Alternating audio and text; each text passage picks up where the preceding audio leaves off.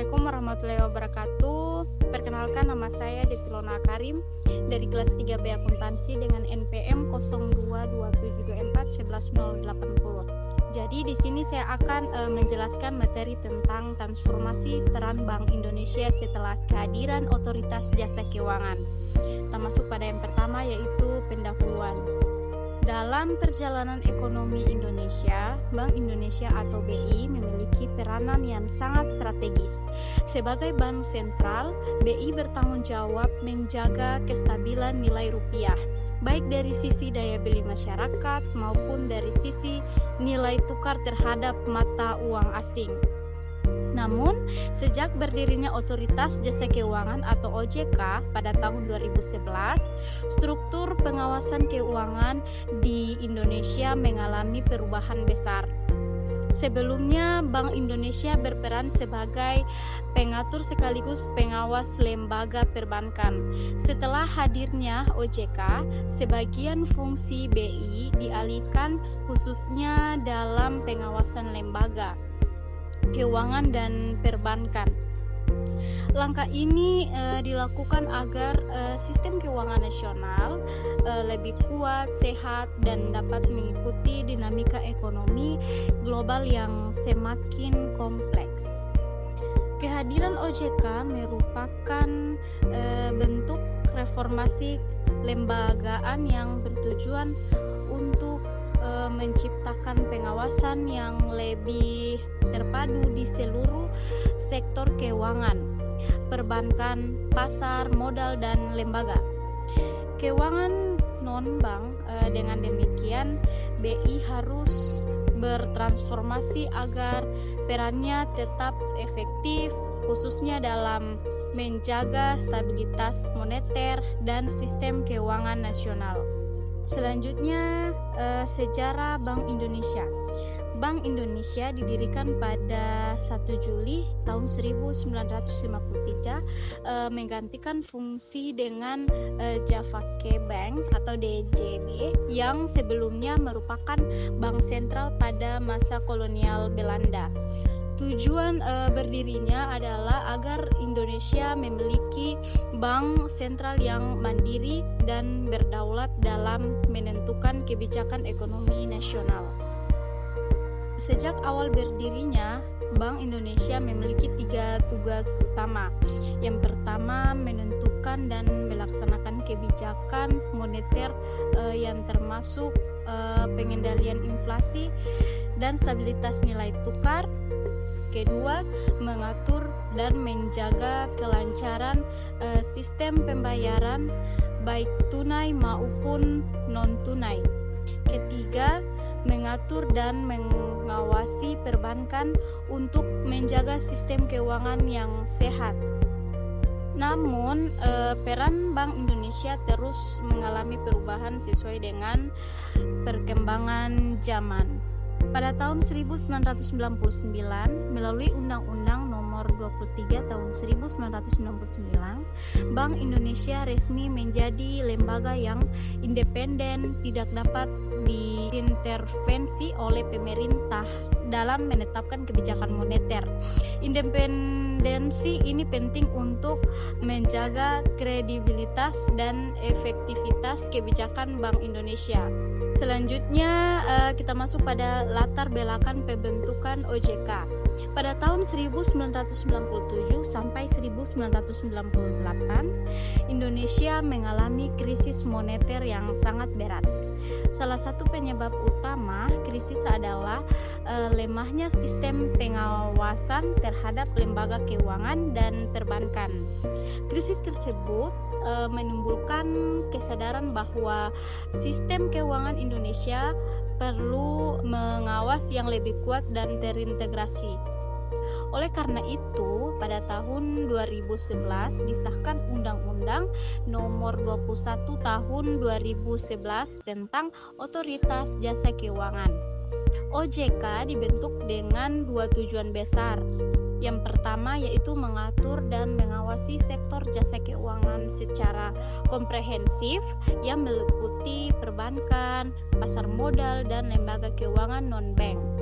Kedua, melindungi konsumen dari praktik keuangan yang merugikan dan memastikan sistem keuangan berjalan dengan stabil. Dengan terbentuknya OJK, maka fungsi pengawasan perbankan yang sebelumnya dipegang oleh Bank Indonesia beralih ke OJK secara bertahap sejak tahun 2013. Selanjutnya kita masuk pada perubahan dan transformasi peran Bank Indonesia. Setelah pengalihan fungsi pengawasan ke OJK, peran Bank Indonesia berfokus pada fungsi inti sebagai bank sentral, yaitu menjaga stabilitas moneter dan sistem keuangan. Transformasi peran Bank Indonesia mencakup satu, fokus utama pada pengendalian inflasi melalui kebijakan suku bunga dan pengaturan likuiditas. Kedua, menjaga stabilitas nilai tukar rupiah agar tetap kompetitif dan tidak fluktuatif. Ketiga, memastikan kelancaran sistem pembayaran nasional, termasuk digitalisasi sistem keuangan seperti BI Fast dan QRIS. Keempat, mengembangkan digital rupiah atau CBDC untuk menghadapi era ekonomi digital. Dengan kata lain, Bank Indonesia kini lebih berperan sebagai pengatur atau regulator dan pembina sektor keuangan, bukan sebagai pengawas langsung seperti sebelumnya. Yang kelima, kita masuk pada koordinasi antara Bank Indonesia dan OJK. Jadi transformasi ini tidak berarti Bank Indonesia dan OJK bekerja terpisah, justru keduanya saling melengkapi. Bentuk koordinasi dilakukan melalui pertama, Komite Stabilitas Sistem Keuangan atau KSSK yang beranggotakan Kementerian Keuangan, Bank Indonesia, Otoritas Jasa Keuangan, Lembaga Penjamin Simpanan atau LPS. Terus ada melalui forum ini semua lembaga keuangan bekerja sama mencegah dan menangani potensi krisis keuangan nasional. Koordinasi ini penting agar yang pertama, kebijakan moneter dari Bank Indonesia selaras dengan kebijakan pengawasan keuangan dari OJK. Dua, tidak ada tumpang tindih atau kekosongan dalam pengawasan sektor keuangan. Tiga, sistem keuangan nasional tetap stabil dan terintegrasi. Selanjutnya kita masuk pada poin 6, yaitu dampak terhadap sektor perbankan. Jadi kehadiran OJK dan transformasi peran Bank Indonesia membawa dampak positif yang signifikan terhadap sektor perbankan. Antara lain, yang pertama meningkatnya transparansi dan akuntabilitas lembaga keuangan. Yang kedua, sistem pengawasan menjadi lebih menyeluruh, tidak hanya pada bank tetapi juga lembaga keuangan non-bank. Yang ketiga, penguatan perlindungan terhadap konsumen dan nasabah. Yang keempat, peningkatan kepercayaan masyarakat terhadap sistem keuangan nasional. Bank-bank di Indonesia kini lebih disiplin dalam memenuhi ketentuan Good Corporate Governance atau GCG dan menjaga stabilitas sistemnya. Pertama, transformasi peran Bank Indonesia dan lahirnya OJK membawa banyak dampak positif, yang dimana bank-bank menjadi lebih transparan dan akuntabel. Yang kedua, pengawasan lebih ketat, mencegah krisis dan praktik curang. Yang ketiga, meningkatkan kepercayaan masyarakat terhadap sistem keuangan nasional. Yang keempat, dengan sistem yang lebih tertata, sektor perbankan dapat tumbuh dengan lebih sehat dan kompetitif. Selanjutnya kita masuk pada poin 7, yaitu tentang tantangan yang dihadapi. Walaupun banyak kemajuan telah dicapai, Bank Indonesia dan OJK tetap menghadapi berbagai tantangan besar, seperti satu, disrupsi teknologi finansial atau fintech yang cepat, termasuk kehadiran kripto dan pembayaran digital. Dua, risiko sistematik global seperti krisis ekonomi dunia atau ketegangan geopolitik. Yang ketiga, cyber security dan perlindungan data dalam transaksi keuangan digital. Yang keempat, ketimpangan literasi keuangan, terutama di daerah-daerah yang belum terjangkau sistem perbankan formal. Yang kelima, koordinasi kebijakan antar lembaga yang masih perlu disempurnakan agar respon terhadap krisis lebih cepat. Adaptasi dan inovasi menjadi hal mutlak agar kedua lembaga ini bisa menjaga stabilitas sistem keuangan nasional. Meskipun sudah banyak kemajuan, Bank Indonesia dan OJK menghadapi berbagai tantangan baru, seperti satu, perubahan teknologi finansial atau fintech yang sangat cepat. Kedua, risiko sistematik global akibat keterhubungan ekonomi antar negara. Yang ketiga, keamanan siber atau cyber security dalam sistem pembayaran digital. Yang keempat, kesenjangan literasi keuangan di masyarakat. Untuk itu, adaptasi dan inovasi menjaga kunci agar sistem keuangan tetap tangguh dan dipercaya publik. Selanjutnya kita masuk pada poin 8, yaitu inovasi dalam kebijakan sebagai respon terhadap tantangan tersebut. Bank Indonesia telah melakukan berbagai inovasi antara lain. Yang pertama yaitu BI Fast, yaitu sistem transfer antar bank yang cepat, aman dan murah. Yang kedua ada QRIS atau Quick Response Code Indonesian Standard untuk menyatukan pembayaran digital. Yang ketiga yaitu pengembangan digital rupiah atau Central Bank Digital Currency atau CBDC agar Indonesia siap menghadapi ekonomi digital global. Kemudian meningkatkan efektivitas kebijakan moneter dalam menjaga inflasi dan pertumbuhan ekonomi yang berkelanjutan. Inovasi ini menunjukkan bahwa tidak hanya mempertahankan fungsi lamanya, tetapi juga menjadi lembaga yang adaptif terhadap perubahan zaman.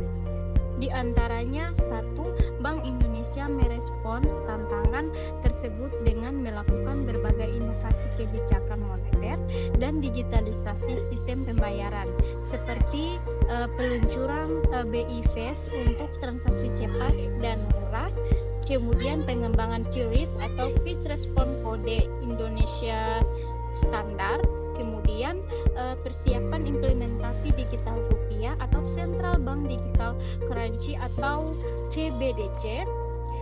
Dan inovasi-inovasi ini bertujuan meningkatkan efisiensi, mengendalikan inflasi, serta mendukung pertumbuhan ekonomi yang berkelanjutan.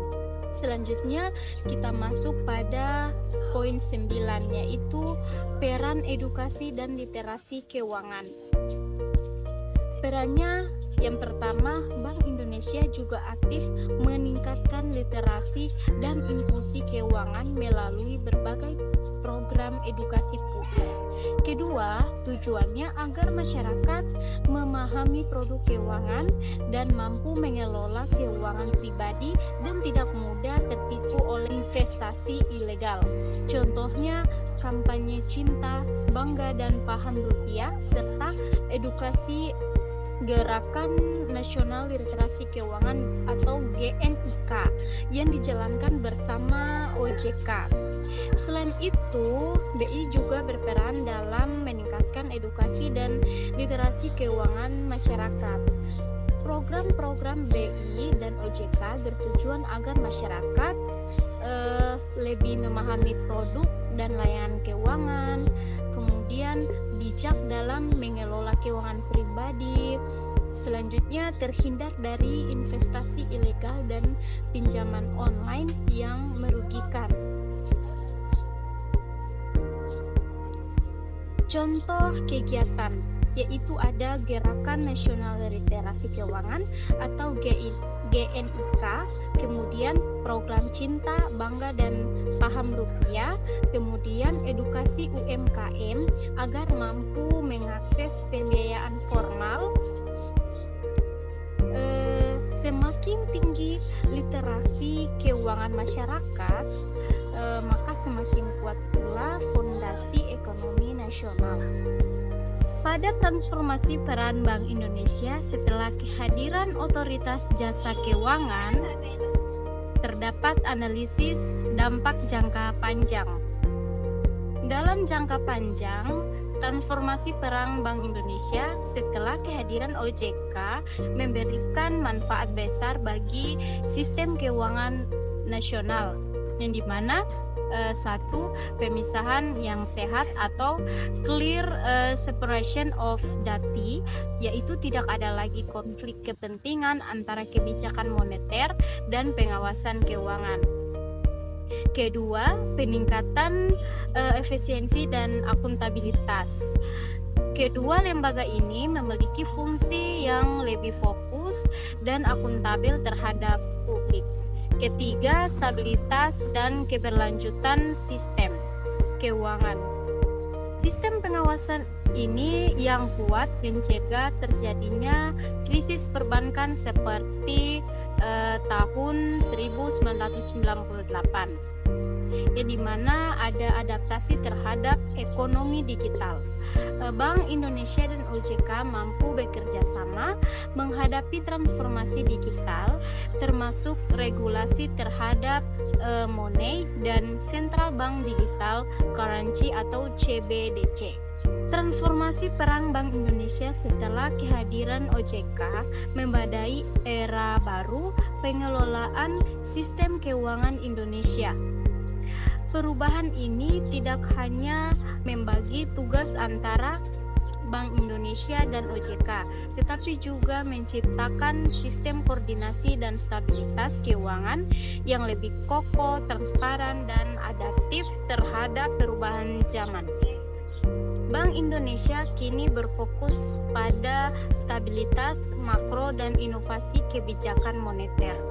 OJK bertugas memastikan lembaga keuangan beroperasi sehat dan melindungi kepentingan masyarakat.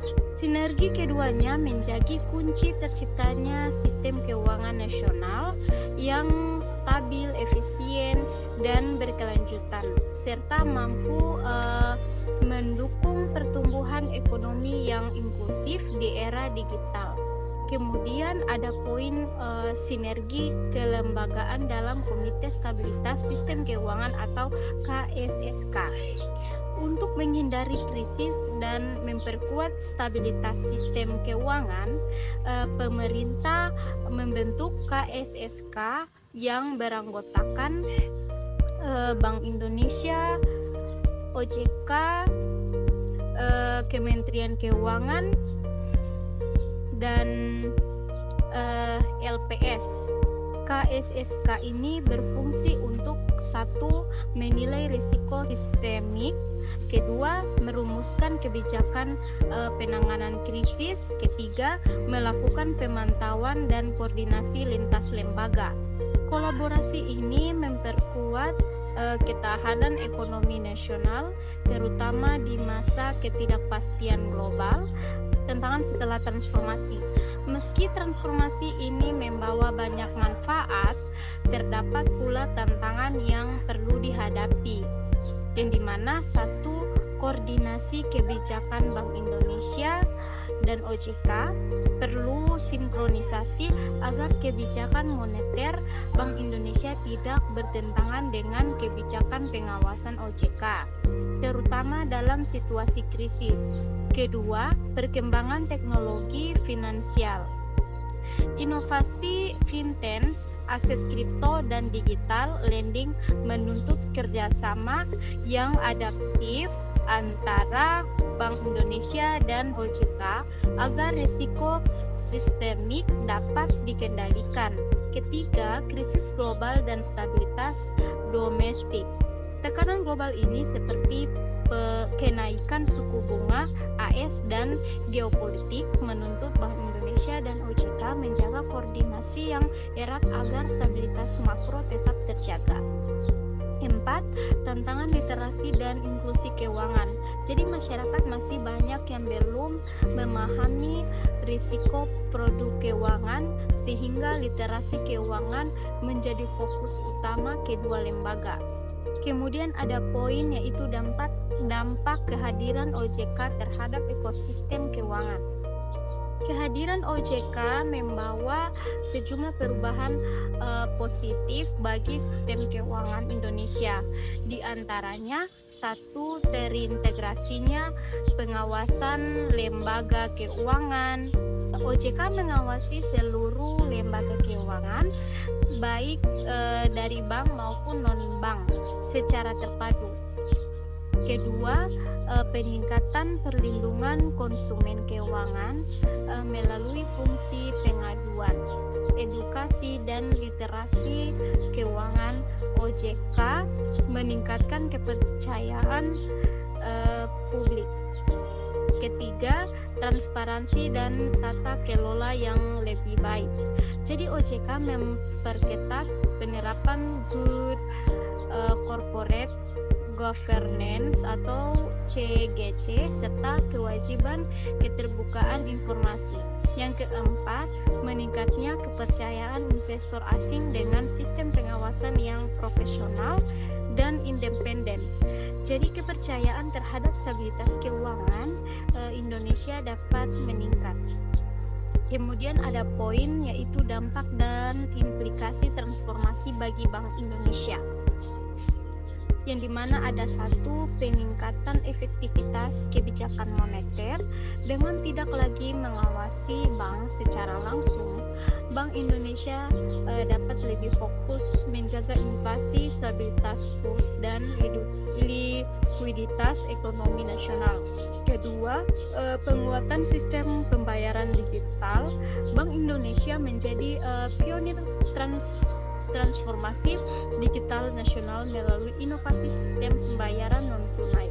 Sejalan dengan program Blueprint Sistem Pembayaran Indonesia tahun 2025 atau BSP 2025. Ketiga, fokus pada stabilitas sistem keuangan. Di BI berperan besar dalam kebijakan makroprudensial, termasuk mengatur cadangan devisa, rasio intermediasi, kemudian makroprudensial dan kebijakan likuiditas. 4. Kolaborasi kelembagaan BI kini lebih aktif berkoordinasi dengan OJK. Jadi Kementerian Keuangan dan lembaga penjamin simpanan atau LPS dalam wadah Komite Stabilitas Sistem Keuangan atau KSSK. Kemudian ada poin transformasi fungsi Bank Indonesia. Setelah OJK beroperasi penuh pada tahun 2013, Bank Indonesia mengalami restrukturisasi fungsi dan penajaman peran strateginya. Sebelumnya, Bank Indonesia menjalankan 3 fungsi utama. Yang pertama, menetapkan dan melaksanakan kebijakan moneter. Kemudian yang kedua, mengatur dan mengawasi perbankan. Kemudian yang ketiga, mengatur sistem pembayaran.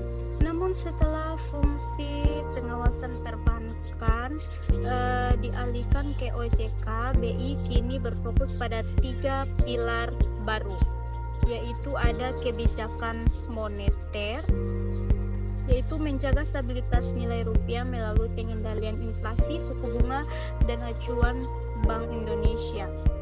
Yang kedua yaitu sistem pembayaran, yaitu dengan mengembangkan infrastruktur pembayaran yang efisien, aman, dan modern seperti BI Fast, QRIS, dan Gerbang Pembayaran Nasional atau GPN. Kemudian yang ketiga yaitu kebijakan makroprudensial, yaitu mengelola risiko sistemik dan menjaga stabilitas sistem keuangan secara keseluruhan agar tidak terjadi krisis keuangan nasional. Selanjutnya kita masuk pada kesimpulan. Transformasi peran Bank Indonesia setelah kehadiran OJK menunjukkan adaptasi kelembagaan yang penting dalam menjaga stabilitas ekonomi Indonesia. BI kini lebih berfokus pada kebijakan moneter dan stabilitas sistem keuangan, sementara OJK mengawasi sektor jasa keuangan agar tetap sehat dan transparan. Sinergi antara Bank Indonesia dan OJK menjadi kunci utama dalam membangun sistem keuangan yang stabil, efisien, inklusif, dan berkeadilan bagi seluruh masyarakat Indonesia. Kerjasama yang kuat antara kedua lembaga ini memastikan bahwa sistem keuangan nasional akan tetap tangguh menghadapi tantangan global di masa depan. Baik, itulah penyampaian materi dari saya. Semoga bermanfaat and see you next time. Wabillahi taufiq wal hidayah. Wassalamualaikum warahmatullahi wabarakatuh.